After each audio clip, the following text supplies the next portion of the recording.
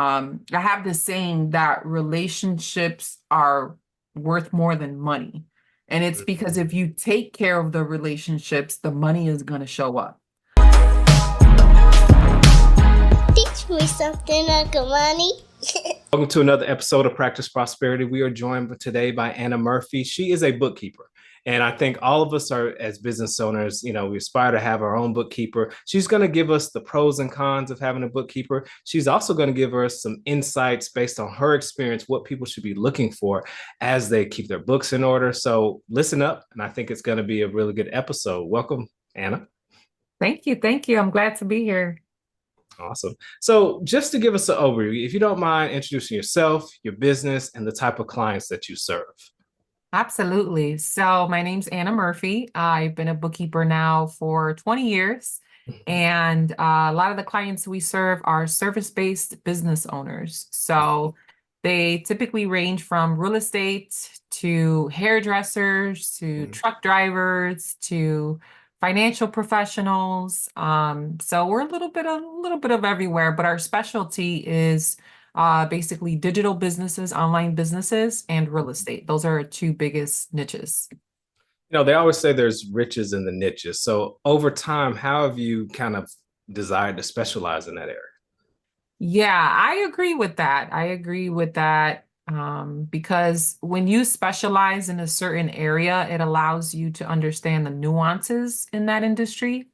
It allows you to understand what the challenges are within that industry. What are some of the things that may be overlooked by by another bookkeeper who is not well skilled in that specific industry?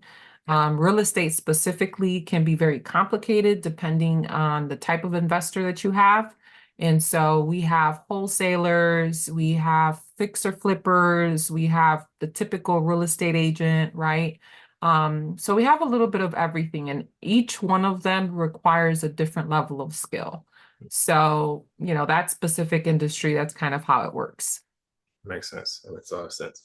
So let's start off with some definitions. Like, how would you define what a bookkeeper does for folks who don't know?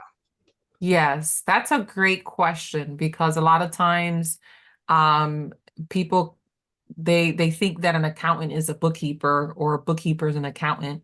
And I would love to specify that not all bookkeepers are accountants and not all accountants do bookkeeping, right?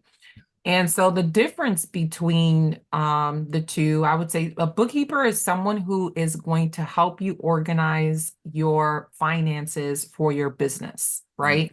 They're going to take all of the data, the income, the expenses, the receipts, the invoices, and they're going to put all of that information into an accounting software like QuickBooks, Wave, Xero, those types of accounting softwares. And they're going to make sure that the information is properly in the software so that it can generate financial statements. Statements like a profit and loss report, a balance sheet, a statement of cash flows. Those are things that a business owner needs in order to, one, file taxes, two, be able to understand where their business is financially, and to understand the health of their business from a financial perspective, right? So that's what a bookkeeper does. A good bookkeeper is going to keep you organized. They're going to take that stress off of you so you don't have to be the one to do it. And, they do provide accountability on that side so that you can focus on what you want to do as an entrepreneur. And then they take care of everything else with your help, right? So you can't just give everything to your bookkeeper and then, say, okay, I'm not going to talk to you for 6 months. It doesn't work that way. But a good entrepreneur has a good relationship with their bookkeeper, and they give them the proper information so that the bookkeeper can help them succeed in their business. Gotcha. If you don't mind, give us a little bit of a sales pitch. So let's talk to the entrepreneur who says, well, my bank account is positive every month, my business bank account. What are the benefits of having a bookkeeper? Like, what are some of the nuanced things that you mentioned a little bit of it, but what are some of the nuanced things that the bookkeeper adds value to the business owner? Yeah, absolutely. Well, I mean, there's multiple ways, right? one of the ways, and it depends again on the industry, right? Because certain industries do have certain nuances, but in general, I would say a bookkeeper is going to help you be able to stay organized, Mhm. right? And it doesn't matter what industry you're in. If you are an entrepreneur, organization is key in order to you succeeding. Whether that's systems, whether that's money, whether that's in your daily tasks of what you have to do, right? So think about it like a hamster wheel. You know how a hamster keeps going on a wheel like this? If you keep going like this, but you don't have any type of organization to that going like this, Mhm. then eventually when you fly off the wheel, you're just gonna hit the wall, so to speak, right? So organization is one. Two, we often find a lot of errors. Sometimes clients are getting charged for things that they have no idea they're still getting charged for. They're signing up for subscriptions and software programs that they're no longer using. They have checks that haven't been cleared, that they think may have been cleared. Um, they sometimes have fraud. They don't even know sometimes that they have fraud. Um, so many different things. There's invoices that you think are being paid that haven't been paid yet. Mhm. Another thing is audit proofing their business. A lot of times entrepreneurs aren't keeping track of their receipts. They're not keeping track of their data. And if you get audited by the IRS, they're going to ask you for those receipts. So what I named 6, 7 things already, right? I could keep going, but that's those are one of the things. One of the biggest things is being able to help you save money on taxes. A good bookkeeper is going to help you minimize your tax liability by helping you get yourself organized.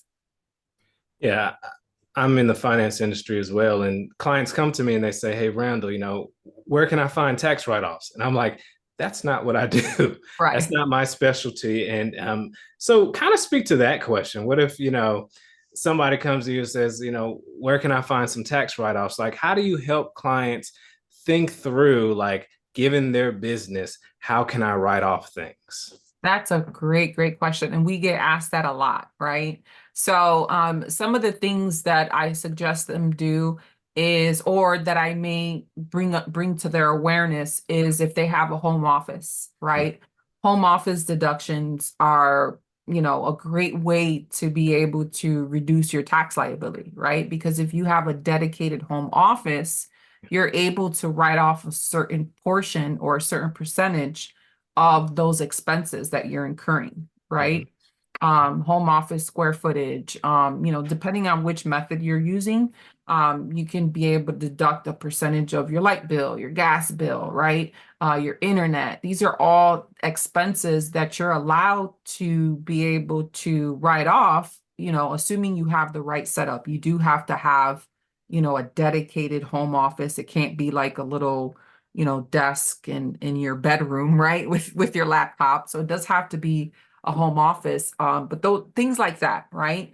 Um, Helping them understand what is the difference between stopping at Starbucks in the morning on your way to the office versus actually taking a client to, Starbucks to discuss business. A lot of times people think, well, if I get a Starbucks, on my way to the office, it's a tax deduction. Wrong. It's not, right? So just helping them organize those types of things. And then making sure that they have the right, financial professionals, right, in their corner, right? So if I see that, okay, they've been doing certain things, but they need Randall to come in and teach them how to be able to minimize their taxes even more through investments. And that's why it's important to have other people in my network to Mhm. refer them to so that they can be able to benefit from those tax strategies that I don't do that. I'm not an investment advisor. I'm not, licensed or anything like that, but I understand the importance of it. And I myself, I'm an investor myself, so I understand how it saves on taxes. So a little bit of everything. I like that. So something that is touching everybody is this new AI wave. And Yeah. I'm assuming that AI is also touching bookkeeping in different ways. How has AI been a positive thing? What are some things you think folks should be careful about dealing with AI, specifically when it comes to bookkeeping? Man, you got some good questions, bro. That's a great question. And I've been asked that like so many times, especially when I go to like networking events. They're like, yeah, how are you dealing with AI, right? And it's like a twofold question because I feel like AI is going to disrupt um, certain aspects in the accounting industry, right? But we all know that humans aren't always smart, even with AI, right? I'll just put it like that. So I already have people that I've helped that are using AI in their business, and it's just making everything worse because they're not bookkeepers, they're not accountants, and they try to figure this stuff out themselves. And it might help with one area of their business, but on the back end, it makes everything more complicated. Yeah, yeah. So it's kind of a twofold question. I use AI myself in my bookkeeping business to be able to automate processes, to be able to get things faster. You know, stuff that used to be done manually, we don't have to do stuff manually at this point, right? So yeah, it's gonna disrupt certain parts of the accounting industry, but I also think it's gonna be on the back end too that we're gonna have to clean a lot of mess up too. Makes sense. Makes sense. So I have to ask, from a bookkeeper perspective, the inside scoop. How do you identify a good tax preparer, and what is a good tax preparer? Like you see the end result. Like what is good, what is bad, what are some things we should look out for? Like how do you vet tax preparers in your world? That is a great question. So I would say 95% of the time, I prefer a CPA or an EA. Okay. And the reason for that is because they are certified and they've passed certain requirements or processes. So if the IRS ever comes back to, for whatever reason, ask about something, Yeah. that CPA or that EA's PIN number or PTIN number is on that tax form, right? And that's accountability. So that's just my preference, and yes, there are CPAs and EAs who may have the title and still don't know what they're doing. I've seen that too. Okay. So don't get me wrong in saying that all CPAs and all EAs, just because they have, these letters behind their name, that they're the best of the best. No, because I've come across some ones that I knew more, right, than they did, right? So, but it is my preference. Now, the second thing is, um, one of the things that I see the biggest difference is that there's some CPAs, and maybe this is a mindset or an ideology thing, but some of them are just like, I'm going to prepare your taxes, give me all the information, I'm going to plug the numbers in, and then here's your taxes, right? That's a tax prepare. That's all they're going to do is prepare your taxes. Some of them do tax planning. Tax planning is very different. Tax planning looks at your individual situation, your family, your business structure, all of these different things. And they go into the conversation already trying to provide you with solutions to be able to minimize your tax liability.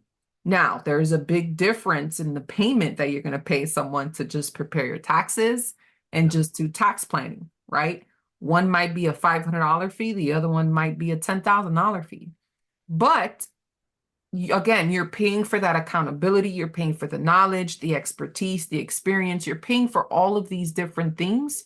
And a lot of times CPAs are going to bring people like you in, right, Randall? They're going to bring you in and they're going to say, hey, we got this tax plan strategy, in place. Please implement this portion of it, and we're going to take care of the other side, right?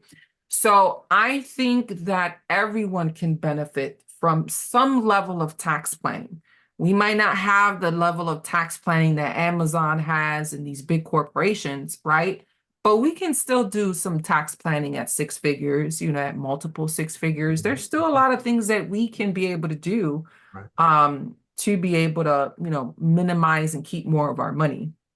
So I would say those two biggest things is just seeing where their mindset is at and then finding out if, okay, I just need a tax preparer right now, that's okay for right now, but eventually moving forward, this person is no longer going to benefit me. I'm going to need someone who's going to be, planning for my entire year, my entire tax season. So, And I'm sorry to have to put you on the spot, but if somebody has a business, I need a tax person. Where are you guiding them? Like, which direction are you going, left or right? Like, who should they be calling? What website should they look at just to find somebody to do that tax planning aspect?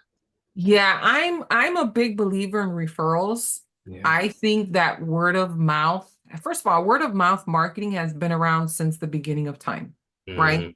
It's the number one, it's the number one way to be able to identify if someone is doing a good job. Because if this person is referring you over and they've worked with this person, then you're taking their word over an ad or radio or a website or just a social media, right? So I would always say, look within your network, right? Ask people, hey, who's your CPA? How do you like your CPA? These are things that you can ask your individual network. And in that process, you might want to interview a few of them, right? Now, if you're just doing tax preparation, you might not need to interview them for much because all they're going to do is plug your numbers into a software program. Yeah.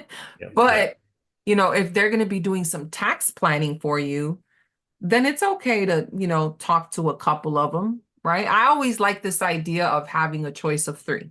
Yeah. Like when I'm making a big purchase that's like, 5,000 or more or something like that, I always like to have three different options. And then I wait a couple of days and then I make a decision on which person was the best, person in my personal opinion, right? So those are just some things that I would take into consideration. Hopefully that answers that question. No, I think that's really good. So we try our best not to get political on the show, but politics does affect business. Yes. With the reduction in IRS staffing, how do you think that will affect, if at all, businesses and how they should keep their books when they receive those headache notifications? Like, how do you think about that as far as your industry? Yeah, I think it's going to be both pros and cons. I think that, on one side, there's going to be a slowdown of communication coming from the IRS. So, where you would have received the notice within 6 months, you might not get it for 12 months, right? Regardless, that notification is coming. Okay, let's get that straight. It's just a matter of how soon are you going to get it, right? The second fold to that is, I mean, we all know that with this administration, they're more pro business, right? If you look at the policies, they're more pro business. So from a tax perspective and from a business perspective, you may have more leniency when it Mhm. comes to certain tax deductions, certain, not having to pay, as much in corporate taxes and all these different things, right? Depending on your tax bracket, right? So, from the IRS perspective, it's going to slow down probably. For us accountants, that's going to be kind of annoying because when we're calling the IRS and we're trying to get through to them, it's probably going to take a lot longer, which means that we're probably going to have to charge clients more money. Ooh. What do you think about record keeping in that aspect? Like you said, you're not going to get that turnaround audit. So how do you think people should be thinking about record keeping because of these delays? I think that you should always make sure that your record keeping is on point regardless as who's in office, because the next administration can come and cancel everything that the previous one did. So, Mhm. it's kind of like you always want to make sure you're in a position where you can back up whatever it is that you're saying regardless. All right. Now, I can say that it might slow down audits, right? Because there's less IRS agents, right? Which, but at the same time, remember, they are investing a lot of money into AI. So that might just mean that the agents that they're firing, and they're going to take that money, reinvest it into AI. So AI might be the one triggering that audit instead of an actual person. So That's my, there could be yeah, more letters in the mail coming your way. correct, And when you send stuff over, it better be correct because there's going to be a slower turnaround time, which means more interest and taxes and all those other things. correct. It makes sense. So, I like talking to business owners, especially those that have a niche, because you have inside knowledge. What do you see is making money online? You said one of your niches that you work with is businesses that do business online. So, from your perspective, you see the numbers. What's winning out there given your client base?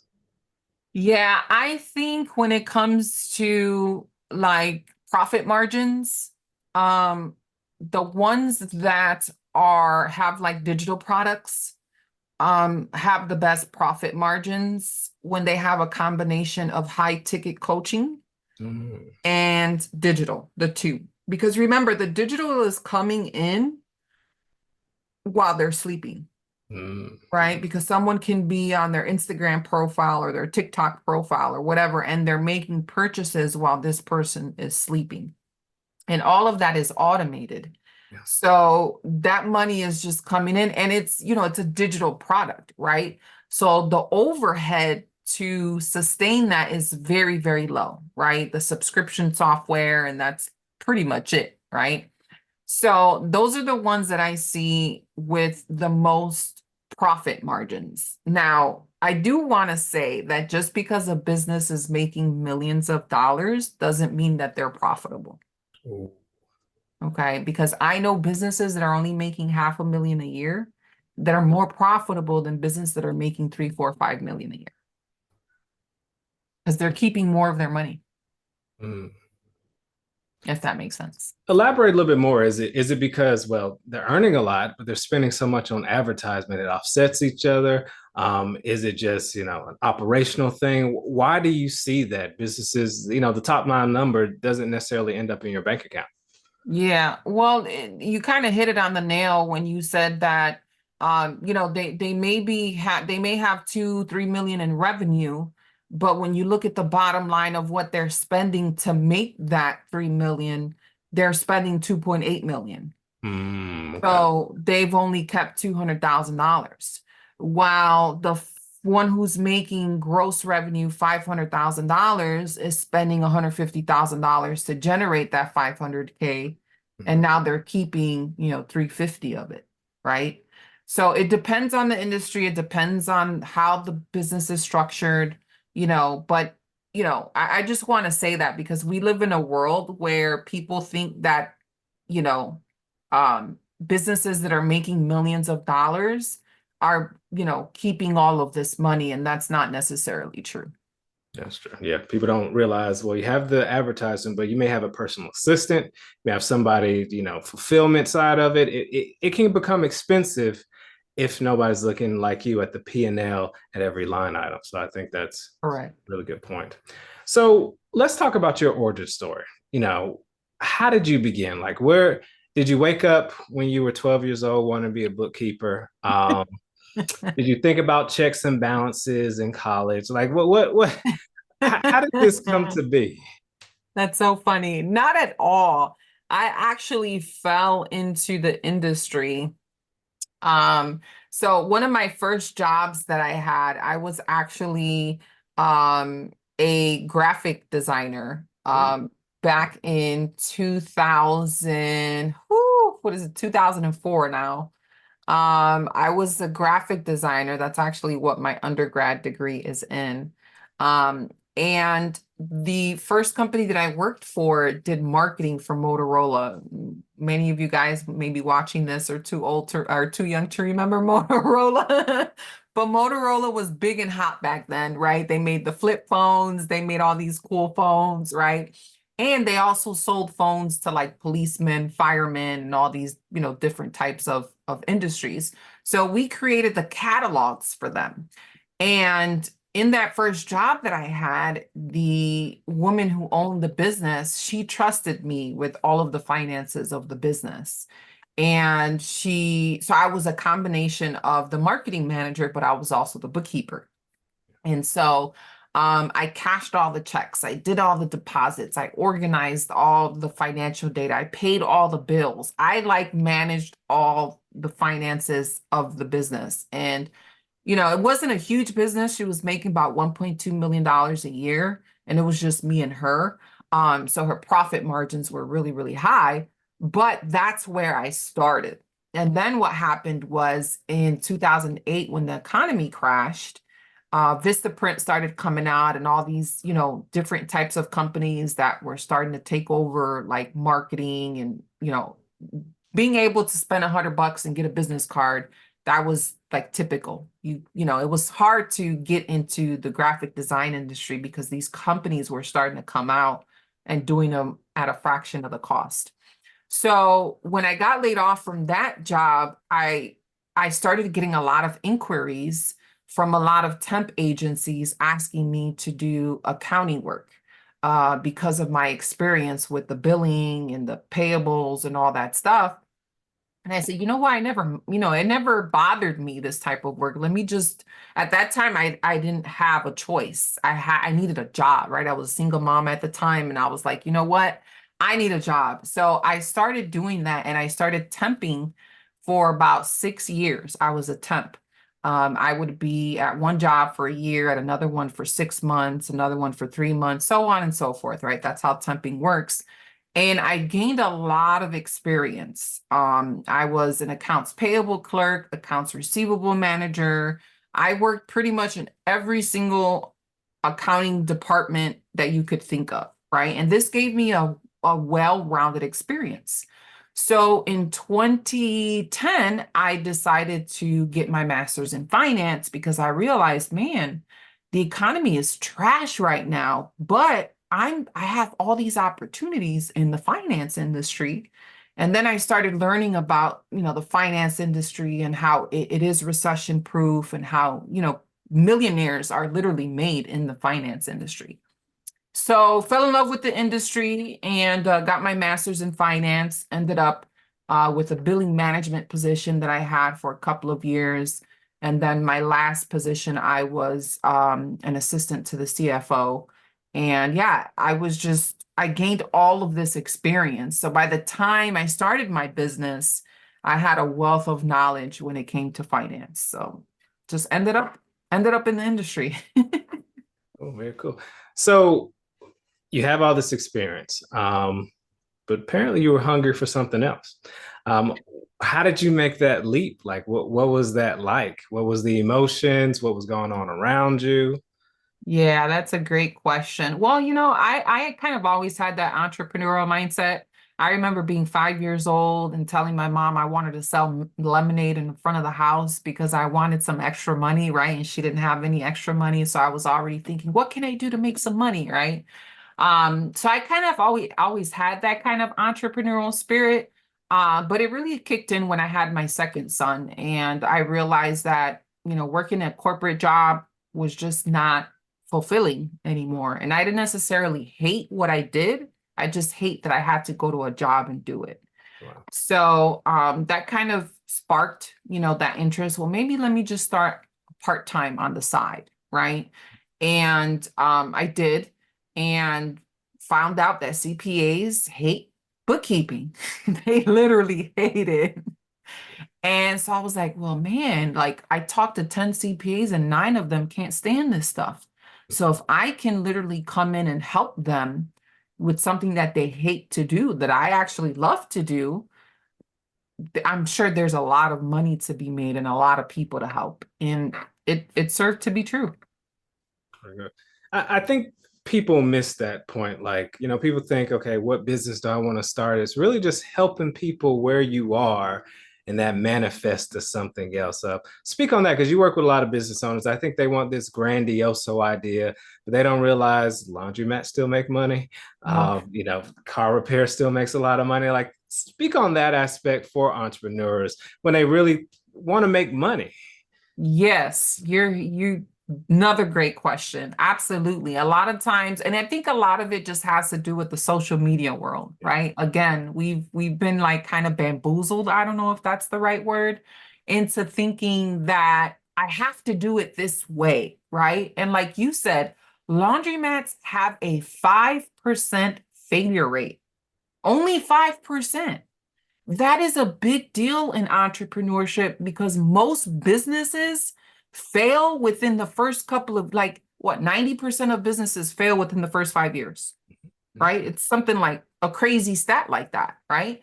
But if you could go buy a boring business like a laundromat and your failure rate is only 5%, the only way you could screw up a laundromat is if you're stupid. You know what I mean? Like, there's no way, right? But yes, so you have to find a business that you can at least tolerate for a little while, right? Maybe you tolerate it for about 5, 10 years, and then you create an exit strategy, you sell it, and then you start another business. There's a lot of entrepreneurs who do that, right? But yes, business owners, there's some that they only touch the boring businesses because they realize, oh, no one wants the boring business, but there's a lot of money in boring businesses, right? So yeah, it's just a matter of finding what you can tolerate and jumping right in and giving yourself time to succeed. That's another thing. It's like we want to succeed in like a year or 2 years.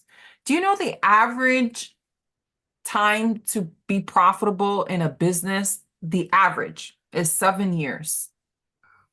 Who's going to give a business 7 years? Well, the entrepreneur who really wants it bad, they're going to give it 7 years. Even if they fail, they might try something else and try it again, right? So yeah, those boring businesses, they make a lot of money. Yeah, speak on that. I think I haven't touched on this on this series. The 7 year ramp up to, let's say, 7 to 10 years to pay yourself a comfortable wage to fit your lifestyle. Like, how do you tell people to prepare for that? Because they look at certain situations now and they're like, okay, well, that person's comfortable, but you don't know what went through year after year, loss after loss. You see those losses. Like, how do you talk to people about that area? Yeah, I just try to help them kind of have, and I hate using this word because it's hard to use the word because as entrepreneurs, the word is realistic, right? Mm. You have to have some sort of, you have to be realistic, but then you have to know when to pivot and not be realistic. Like it's hard, right? Like it's just hard. So I try to give them that realistic perspective without like telling them that they can't. And it's really hard to do because as entrepreneurs, most entrepreneurs are like, I just want to go right in and I just want to, kill everything in my sight, right? And we're just, we're very go-getters. We're going to go do it. We're going to go get it done. But there has to be some balance to that, right? Because if not, you're just going to fail. So I always tell them, learn how to save money. Like you have to learn how to save money. Because guess what? When the business starts going like this, you have at least some cushion to be able to sustain the business while you're having those downturns. And the downturn is going to come. Like it's just a part of life, especially in entrepreneurship, right? So I always advocate for them to save money, put it in a high yield savings account. So like that, your money can at least grow a little bit while it's just sitting there, because I'm not a big fan of just leaving a lot of money in the bank. But a high yield savings account, having that emergency fund, just like I'm sure you tell people, right, in their personal life, like I'm not gonna help you invest no money if you don't have an emergency fund. Like, what's wrong with you? You're not even qualified, right? So, it's that same concept, like making sure that they have certain things in place. You got to make sure that you save a portion of the income that you make and stop trying to increase your lifestyle when your business makes more money. You have to live very, I don't know if the right word is frugal, or you have to be, conservative with your money and don't spend it all when your business starts making money. Either reinvest it back into your business, reinvest a portion back, save some of it, and, be a good steward of it because it'll show. It'll show. Yeah, in the personal finance world, they like you to have 6 months to 12 months worth of living expenses. Well, Hmm. if you own a business, I say you have to do the exact same thing, 6 months to 12 months of operating expenses. And Yes. maybe more if you have employees, if people are actually depending on your income for livelihood, because the dark times will come. And they'll come when they're least expected. They're going to come when Right. everything feels nice and perfect. And I agree with that, spot on. Like just be prepared. I really like Yeah. I really like that a lot. So I deal with a lot as far as money and relationships, romantic relationships. Explain the conversation you had with your spouse, telling them, "Hey, I'm about to go out on my own," and any advice for, let's say, somebody who's partner up with somebody who wants to go out on their own. Like, kind of speak to that aspect. Yeah. So I think I shared this with you when we first were meeting. And yeah, so when I was sick of corporate, first of all, I was 6 months pregnant, Mhm. right? And I would come home every day just completely like just over it, right? I was overwhelmed. And my husband would feel he would feel that, right? He would feel like my wife is stressed out, like she doesn't like this, Mhm. she's coming home every day crying, and this is clearly not good for her or the baby. Yeah. So I remember one day I came home and I said, I'm gonna quit. And I don't know if we're ready for this or not, but I cannot do this anymore. Mhm. And at that time, this was what, 12 years ago. We only had maybe a couple of $1,000 saved in the bank. We weren't where we are today, right? But I remember he looked at me and he said, "Well, if that's what you're gonna do, that's what you're gonna do. Um, we'll figure it out," basically, he told me. And I was like, "Oh, wow." I didn't know what his reaction was going to be, right? I just know that I was tired. Right. And so he told me to quit, and I did. And it was pretty rough. That following year after I gave birth, we weren't necessarily prepared Yeah. like we would have liked, to have been. Yeah. But it ended up all working out. It ended up all working out. I ended up after giving birth, I did end up going back to just a part-time job and Mhm. then building my business on the side. And now today we're doing, pretty well. We're not multimillionaires yet, but we don't have, any of those financial struggles anymore. So yeah. So my advice would be now, this is not going to work for everyone, right? You really have to be transparent with your spouse, Yeah. right? Yep. Yep. And generally speaking, I think most men, right, at least the good ones, right?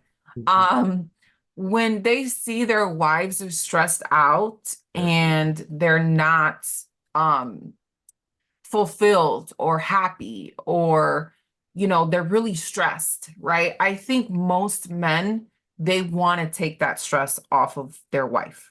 Like, True. I think most men are problem solvers, and Mhm. when they see that, they're like, I have to do something, right? They're not gonna just sit back and be like, "Oh, well, we'll go to work," and you know what I mean? I don't think most men are that way. So thankfully I had, a husband who understood and was empathetic and was like, "We'll figure it out together." And we did, right? And I understand that everyone has that level of support or that, that type of marriage. But if you are someone who keeps your word, if you're someone who has work ethic, if you're someone who's hungry to succeed, sometimes putting your back against the wall is what you need in order to get the Mhm. results. Because when Yeah. you're comfortable like that, sometimes you don't do anything, right? Because you're like, "Oh, I'm comfortable, my bills are paid, I got 20K in the bank or whatever it is. I'm just going to take my time." But when you don't have that, Mhm. you're like, "I got to figure this out." Right? I gotta work, I might have to work on the weekends, I might have to do this. And when your back is against the wall and you have work ethic, That's a beautiful combination. And so he knew that I was gonna figure it out. He knew, like, my wife's she's a hard worker. She's smart, she's a hard worker, she's gonna figure it out. So I think he trusted me too. We both trusted each other that we were gonna figure it out. So yeah. Yeah, I think that's a beautiful part about marriage. It's a beautiful part about the parent-child dynamic, the trade-offs, the giving unselfishly. I mean, honestly, that's beautiful. I'll speak to this as you've experienced this. I've experienced this. When you spend so many years in corporate life, you don't realize you actually develop a little bit of, little bit of pride about things you are willing to do and not willing to do. Explain the Mm, journey have been an entrepreneur. You slowly tear that down year by year, experience by experience. Because I don't know if you experienced it, but you were up at a certain level that you have to have a certain cachet. yeah. Yeah, absolutely. Um, well, there I did have that mindset, well, I'm not gonna do that, or that's not for me, Mhm. right? And it's true, like you said, when you go into your business, when you start a business, you have to do everything. When I say everything, you have to do the sales, the marketing, the closing, the organization, set up the systems. You have to set up everything because even if you bring someone in, right, Mhm, mhm, you mhm. have to tell them what to do, Yes. right? Yes. So you have to get rid of that ego. And a lot of people in corporate have that. Like you can't tell them nothing. Oh, well, I worked in corporate for 20 years and I have this and I have that and I have this degree and I have that degree. And it's like nobody cares. Nobody cares. When you're in entrepreneurship, you have to figure it out yourself.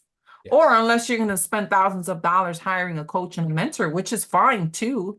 I'm a big fan of that. But when you're first starting, you don't have, 5, 7, 10, 15, 20,000 to throw at a coach.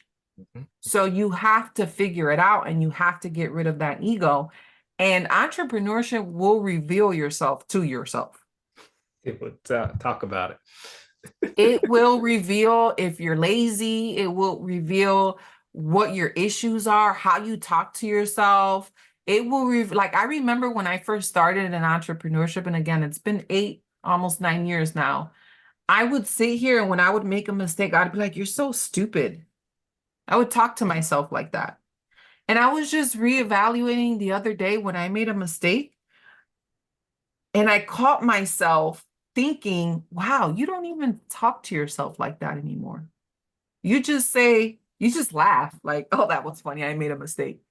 You know what I mean? So it's like you go through this like growing process of figuring out what works, what no longer serves you, where you're self-sabotaging, where you need work, how you need to ask for help. Like it is the biggest personal development journey I've ever been on in my life, outside of being married, right? Because that's a whole other that shows you yourself too, but that's a whole other conversation, probably for another podcast.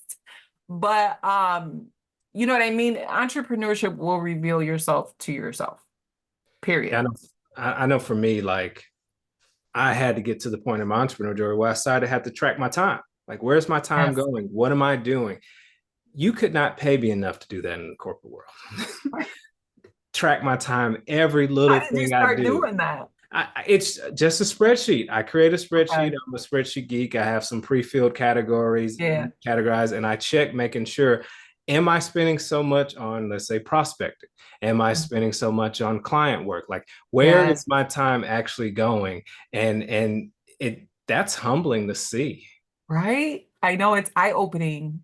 It's like I'm probably not working as hard as I feel like I Yes. am. And I Because think when you track it, now you can measure it and now you can keep yourself accountable. correct, correct. And Yeah. it's a tough one. So you decided to become a bookkeeper, but you have to create your quote unquote product, like how you want to bookkeep, the systems that you're going to have, the checks and balances. Like, how did you think about creating your service? Well, when I first started, I just kind of obviously threw myself in there, right? Like we all do. And through that process, I figured out what worked, what didn't work. Yes. I mean, some of it is pretty basic. Like some clients need monthly work, some of them need quarterly work, some of them need cleanup, right? Where we go back a whole year, 2 years, 3 years, to clean everything up.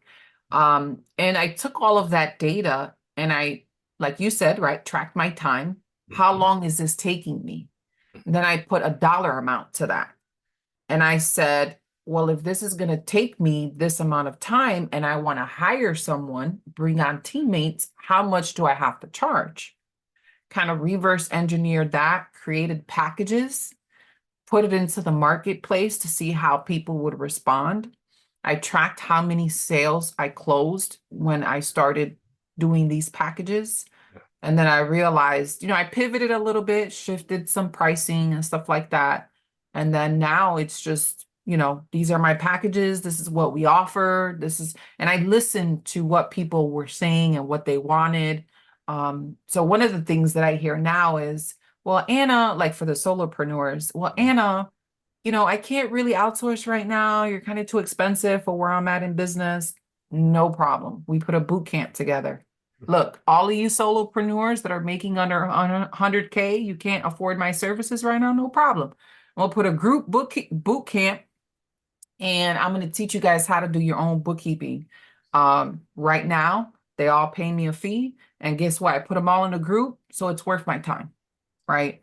So it's just finding ways to solve the problem at a different level without feeling like I have to, one, overextend myself or cheapen my services. Because at this point, 20 years in the game, it's a lot of knowledge and experience. Like that. Yeah, people don't realize true business is just constant iteration. Yep. Tweak after tweak after tweak. Somebody says to me, this is a great product.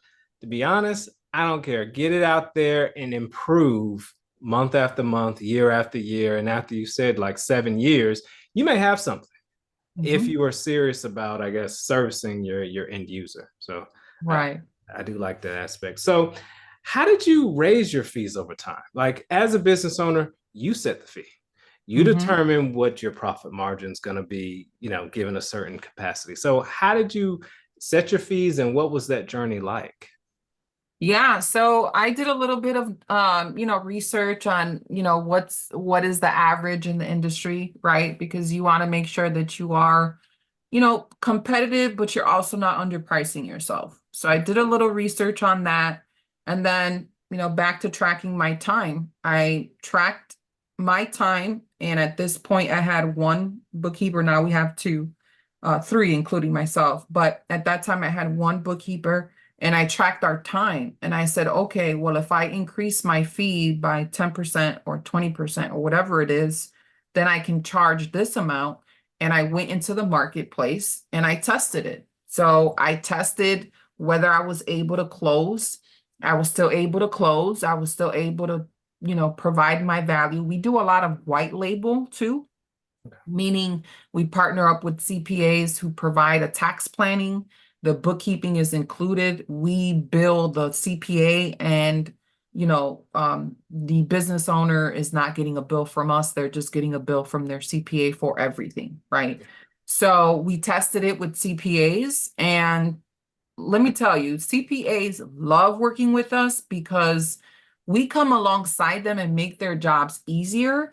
And we ask them specifically, what is the tax plan? Because we want to set up their books to reflect whatever tax strategy you're doing. And so who doesn't love that, right? Because they're like, oh man, she's going to do like all of the gritty work, right? And all I have to do is come in and just boom, boom, boom and that's it, right? They got the easy part of the job. We got like the gritty part of the job, right? Which is fine. That's what we love to do. So it's a lot of testing, finding what works, what doesn't work, getting feedback, tracking, right? I remember in 2023, we increased our prices even more. We saw that there was um, less deals being closed. And well, my mentor calls it price elasticity. So you test it in the marketplace to see how the market responds. And if you see that you're closing less, it doesn't necessarily mean that you need to change your price because sometimes you just get a higher quality um, person when you increase your price, right? That's a whole other story. But in our case, we were like, well, we're okay with, reducing it a little bit. And then we realized, okay, we're getting a lot more closings when we reduced it a little bit. And now that's where we're staying because we're like, this is fine. I'm okay with the profitability and all that stuff. So it's just a lot of testing, figuring out what works, what doesn't work, and being okay with it. Yeah. I think try not to make things too personal. Kind of explain the journey of the white label idea. Was that something you saw out there in the market to say, oh, I can copy that? Or is that something a CPA came to you with and said, hey, I can replicate this 100 times? Like, where did that white label idea come from? Honestly, it just happened. When I first started my bookkeeping business, I was going to a lot of networking events where CPAs and accountants were. And a lot of them would tell me, oh man, like I need a good bookkeeper, or we had this bookkeeper and she's no longer in the business. A lot of people are retiring right now in the accounting industry, and I'm sure in the finance industry as well, with the baby boomers retiring and stuff. So that is still affecting us till this day. And I think it's going to happen for the next 20 years or so.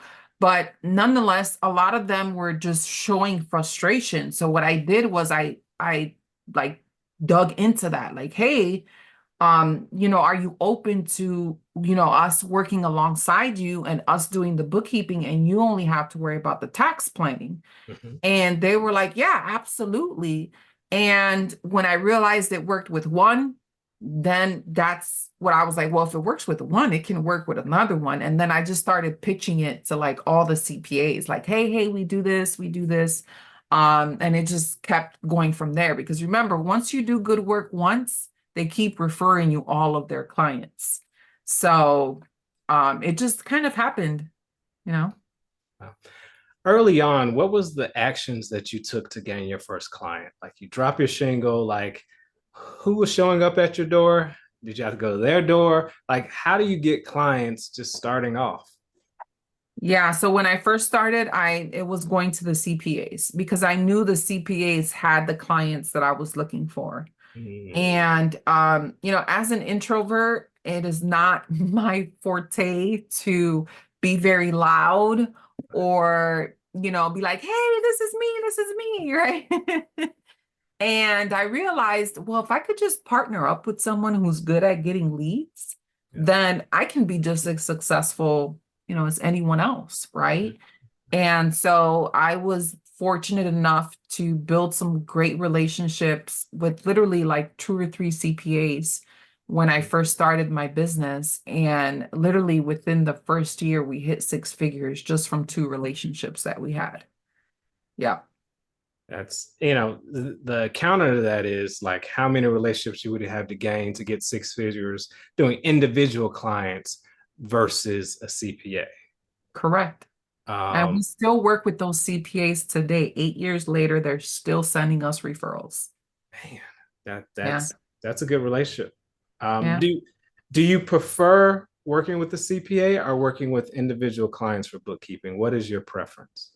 My preference is to work with a CPA because they have multiple businesses that they're servicing, right? So we can come alongside them and help them with each of those individual businesses. Plus, we are very good at relationship building, right? Mhm. So that's where our strength is the relationship building side. And so typically when we build a relationship, like, it's a solid relationship, they never really go anywhere because Mhm. we continue to do good business. They trust us. We've had situations where clients have try to come around the CPA and say, hey, how about I just pay you? And we say, no, no, no, no, no. Yep. That's not how this goes. Go back to your CPA, let them know what's going on. And then the CPA says, oh, no problem, Anna. They don't want tax planning anymore. They just want bookkeeping. So go ahead and bill them directly. Okay, sure. But what you're not going to do is try to go around the CPA and then make us, out to be the bad guy. So we take very good care I have this saying that relationships are worth more than money. And it's because if you take care of the relationships, the money is going to show up. Wow. So that's our motto. It's worked for us. Yeah. And I know that's not, you know, very common, at least from what I hear and what I see, you know, just from social media and stuff like that. But I think relationships are worth more than money. So you're at these CPA networking events. Like, what is your spiel? How are you charming them? What is your follow up? Like, how are you allowing them to get warm to you to the point that they're willing to trust you with their clients' data? Like, the client data is very important in our space. So, Yeah. how did you build that rapport with them? It's just asking a lot of questions. So I'll ask them, hey, you know, do you have a current bookkeeper that you trust that's in your corner that's helping your clients? If they do, then I just say, you know, is that relationship working out for you? If they don't, then I'll ask them, you know, are you open to building a relationship, you know, with a good bookkeeper that can come alongside you and help you? I show them our reviews. We have literally over like 75 reviews. And so that's one thing we're really, really good at is getting reviews from our clients. And I think reviews they speak a lot about a business, right? Because even us, right? When we go out to eat or we're looking for a restaurant, whatever, we go, I don't know about you, but I meet both me and my husband, we were like, read the reviews, and if there's too many negative ones, we're not going. I'd be like, babe, we're not going there. Let's go find another one, right? So it's the same thing for a business, right? A service-based business. You got to read the reviews. And you know, they read our reviews and they send us again one client, and the client, we treat the clients well. We build relationships with the clients, which is again, they love that because then what happens is they go back to the CPA and they're like, oh my God, we worked with Anna. She's amazing. We love her. Thank you so much. She made everything so simple and so easy. Oh my God, I'm not anxious anymore. You know, and it's like a ripple effect. And now the CPA is like, oh man, like you're making my life easier. You're providing so much value. And now we're going to be able to sustain this client for a long time because you're building those relationships with the client. So it works, you know, and we're good at it. So we stay on focus on what we're good at. We don't pivot much these days because what we're doing is working. Yeah. I think in the professional world, getting a referral or giving a referral is a scary thing. So if they come through like you have for your CPAs, I mean, that is helps people sleep at night. It's like I know Anna's going to kill it, so why not? Uh, Yeah. so I think that's a beautiful thing. Now let's talk about. You mentioned that you have two bookkeepers right now. Mm-hmm. How was your journey bringing on employees, training employees, dealing with personalities? Um, we have a different generation coming through. So how have you been navigating that space? You may have had some managerial experience, so that may have been applicable. But how have you wrote that journey? Yeah, another great question. You know, it's been rough. Mm. You know, I won't say that it's all been sunshine and rainbows. The two people we have now have been with us for over 3 years, Wow. and they're very well trained. And one of them specifically, she pretty much knows everything that I know at this point. There's probably very little that she does not know because I documented everything. I trained her. I meet with her every 2 weeks so that every question that she has about a client file, I can answer it. And I record everything. So if she ever needs to go back and review anything that I showed her, she has a training, you know, manual or a training video, right? But yeah, in the beginning it was hard. You know, I've had I've had some crazy ones, right? Where, you know, I would train them on how to do something and then they would completely mess it up. Um, they would say they knew how to do bookkeeping, but didn't know how to do it.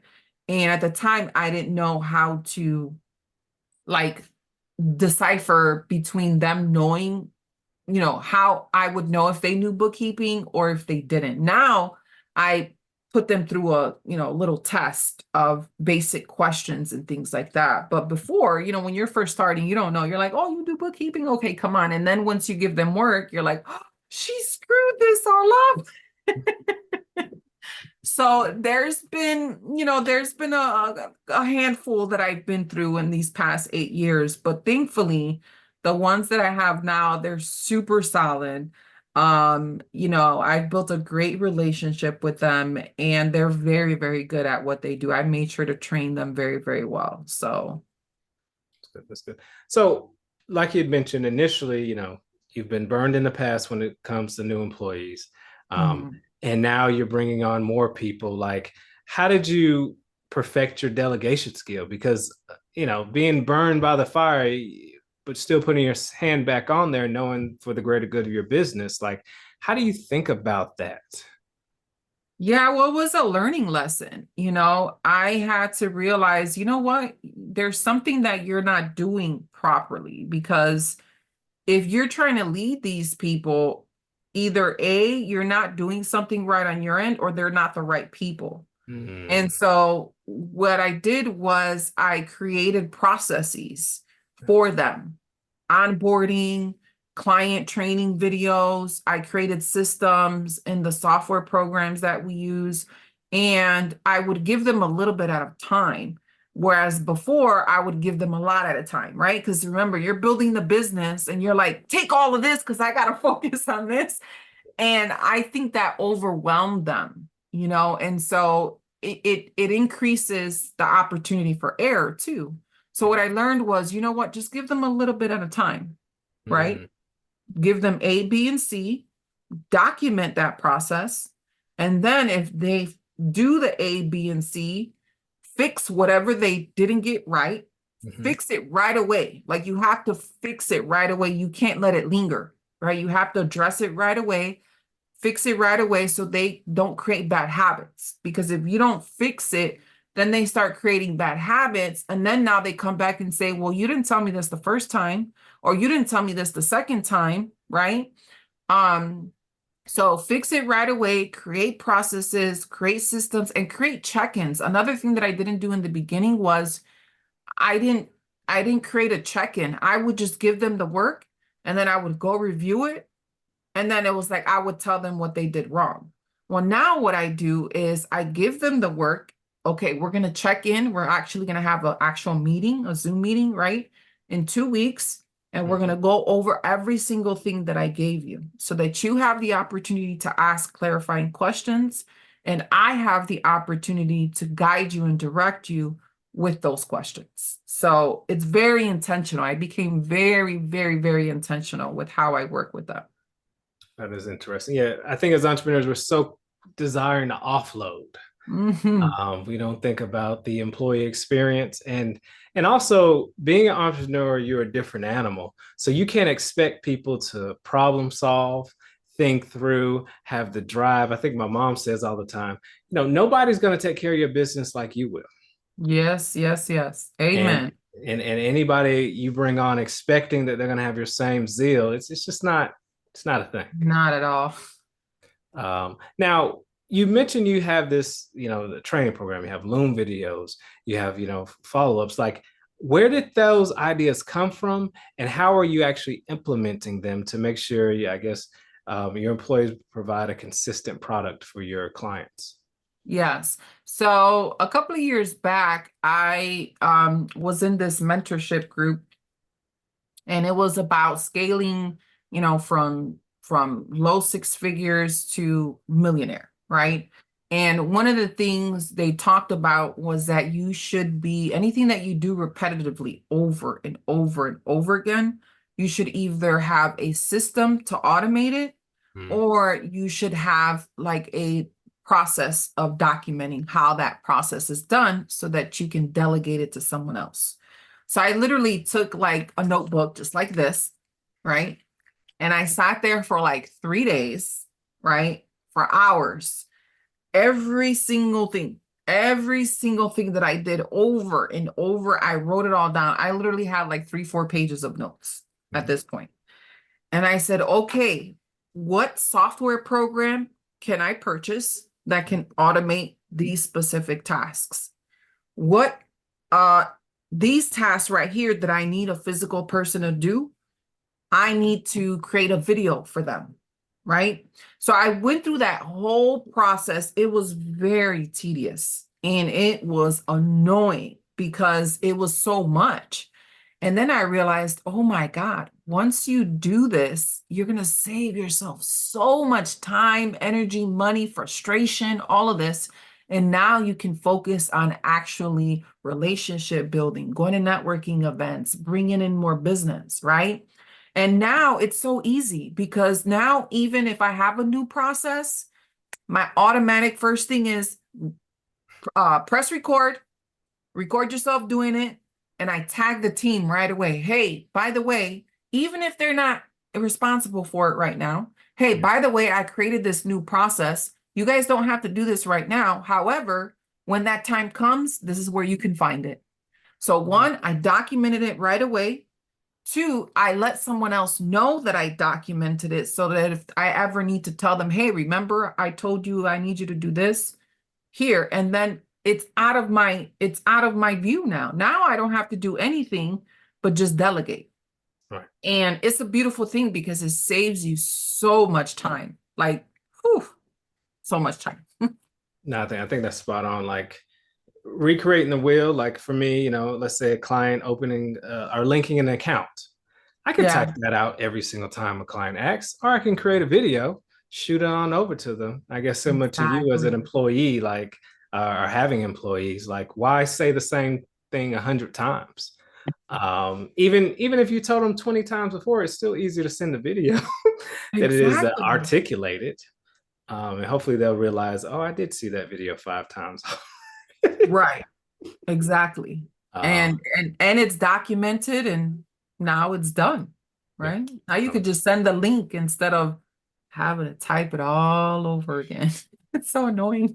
it is annoying. So what is next for your firm? So like in the next 10 years, what do you see? Do you see yourself continuing to build up these CPA firms as clients?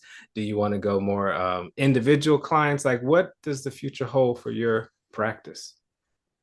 That's a great question. Honestly, my goal eventually is to sell. Ooh.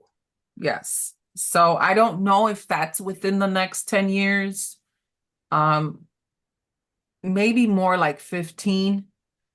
Um, but my goal is to eventually sell the firm and, make my money from that and then go off and probably go into another industry, which would more than likely be either real estate, Hmm. um, or, maybe some sort of level of coaching or something like that, right? I can see myself coaching, um, high level executive women on how to manage money, how to get better at money management, how to organize themselves financially. So maybe not doing the actual, you know, day-to-day stuff, but just coaching people on, hey, you need to hire an accountant, you need to hire a bookkeeper, you need to hire a financial planner, like helping them set up the whole foundation of their team because it takes you to have a team in order to succeed. Whether that's personal or professional, we cannot succeed on our own. So I can see myself, being a high ticket, coach and helping those, high level executive women with their finances, just in a more like coaching type of way. Right. Okay. Okay. So this is where, I take my poison. Where do you see the opportunities for your clients that financial planners can step in? So where are financial planners maybe missing the mark, or maybe they need to double down on versus on the clients that you work with? That's a great question. Um, I think it boils down to the ideology again. I've met financial planners where sometimes they may bash a certain product or something like that, but it may work for that client, right? And so I think that having an open mind is always important. Because sometimes we get so wrapped up on what didn't work for one person, and then we put everybody in that one box, right? And don't get me wrong, I think that certain products are not good for certain people, right? But I also think that they can be if you educate the person correctly on how to utilize the product correctly, right? And so just because I'm in the industry, I see a lot of that. And you see some of it on social media. It's like people bashing, this type of product, or don't put your money here, put it here instead. And it's kind of like, just shut up. That may work for that person, but for this person, it may not work for, you know what I mean? So, just having more of an open mind, I think that sometimes, and that can be for anyone. It can be for accountants, right? It can be for pretty much, that can apply for any industry, right? Just not having an open mind. But because we're specifically in the finance industry, and I'm aware of, all of the things that we can invest in or put our money in, or how we can save money on taxes and stuff like that, is just, having an open mind to that type of thing, if that makes sense. I do think in the financial planning where we can be closed-minded. Those who are AUM think one way, those who are commission-based think another way, those Yeah. who are alternative investments, they think a completely different way. And I think Yeah. you're right. Nothing's right and wrong as long as you're being honest and informing, which is another gray area in our space. So that makes a Yeah. lot of sense. So if somebody's listening and they say, hey, I love what she's saying, my books need to be put in a row, or I'm a CPA and I've been looking for a bookkeeper all my life. What is the best way for them to reach out to you? Yeah, absolutely. You can find me on social media. So you can find me on Facebook, Instagram, Anna Murphy. Or you can email us at anna@murphyandassociatesconsulting.com. I'll say that again because that's long. It's Anna, ANNA, at murphyandassociatesconsulting.com. And so, yeah, we would love to connect. We're all about, relationship building and getting to know you. And maybe we may not be able to help you, but maybe someone in our network, we can refer you to, or, vice versa. So we would love to connect. Awesome. Well, thank you for your time. I mean, you dropped some gems about technology, about the P&L, what's profitability, delegating. That's humongous, right? And I definitely enjoyed the time. Thank you for being on my show. Thank you so much, Randall. It's been a pleasure. Take care. You too.